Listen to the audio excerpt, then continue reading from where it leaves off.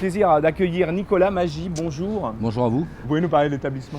L'établissement, c'est un restaurant qu'on a créé le 29 juillet 1999 donc à Senon. Moi, je suis la 4e génération de restaurateurs sur Senon.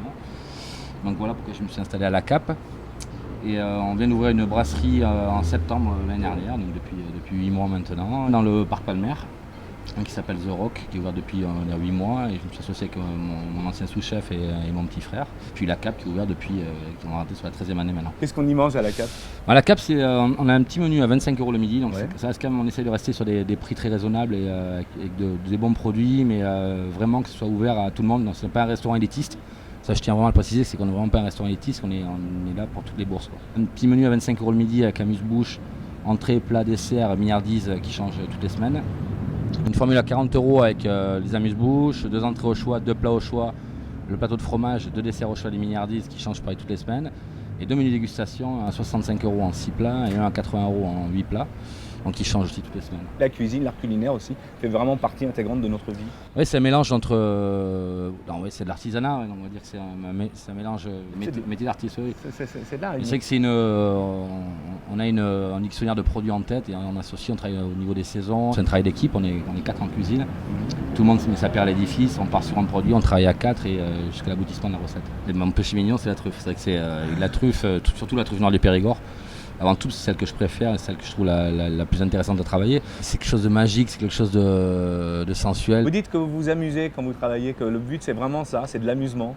Mais l'amusement, en cuisine, on passe entre 14 et 15 heures par jour en cuisine. Le but du jeu, c'est de s'amuser. Tous les jours, on voit un produit, on découvre quelque chose. Si on ne s'amuse pas, il faut arrêter ce métier, quoi. J'ai commencé un apprentissage avec Michel et Kinette Gauthier au Rosic à Bordeaux, qui j'ai passé 2 ans en tant qu'apprenti et 1 an en tant qu'employé.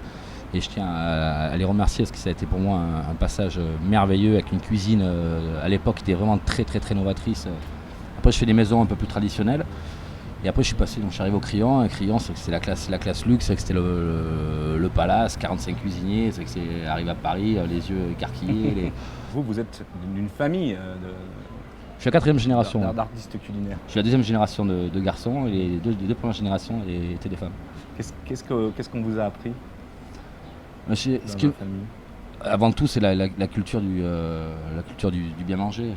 C'est les repas de famille le dimanche avec des vrais produits, des bons produits, le partage, l'amour du vin, l'amour de la table, l'amour des gens. Ça donne envie en tout cas. Alain, si tu veux bien nous rejoindre sur le plateau pour poser nos questions sur le repas de ce soir. Alors ce soir, on a un petit champagne Thiénot sympathique. Il y a des cannellonis de veau de lait mariné et carpaccio de pommes vertes, condiments, caviar, coquillage, chromeski acidulé. Avec quoi tu le marines? Un citron vert, tout simplement. Un citron vert, huile d'olive, fleur de sel, un petit peu de moulin à poivre. La pomme verte crue, la pomme verte cuite en légèrement gélifiée, l'huître crue entière pour le croquant. Un peu de jus travaillé légèrement gelé, on a travaillé quelques moules simplement ouverts, une belle quelaine de caviar. Là-dessus, on a un Château Beau Soleil 2007 Pomerol. On passe au plat. Poitrine de pigeon de Madame Le Guen, alors ça, juste rôti et cuisse en moussaka.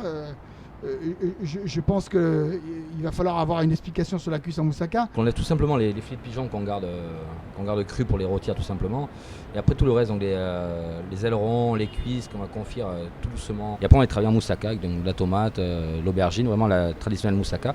Sauf qu'on récupère ce moussaka-là, on va la farcir dans une petite tomate. On va travailler une tomate légèrement semi-confite qu'on va farcir de moussaka avec une petite chapelure à base de coriandre. On va faire une tranche d'aubergine roulée comme un cannelloni, donc avec de la moussaka aussi. Une toute petite gousse d'ail farcie de moussaka. Un jus très réduit épicé et le pigeon tout simplement rôti aller-retour.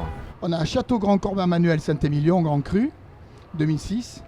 Un vin avec beaucoup de structure. Et puis Clos Puarneau, alors tu me dis que tu aimes ça, Thierry Valette. Des vins comme on les faisait il y a encore 30-40 ans, c'est des vins qui ne sont pas marqués par la barrique, c'est des vins qui me plaisent énormément. Alors il faut dire que c'est la dernière soirée de ce restaurant éphémère, il faut qu'il y en ait une, c'est un spectacle, on vient d'en avoir 15, celle-là c'est la 16e. Pour moi on termine en beauté avec Nicolas Maggi. Je suis très content d'être ici. Oui. En tout cas merci, merci à vous. On est très content de vous accueillir ici. Bonsoir à tous, mais merci d'être ici, ça me fait très plaisir d'être avec vous.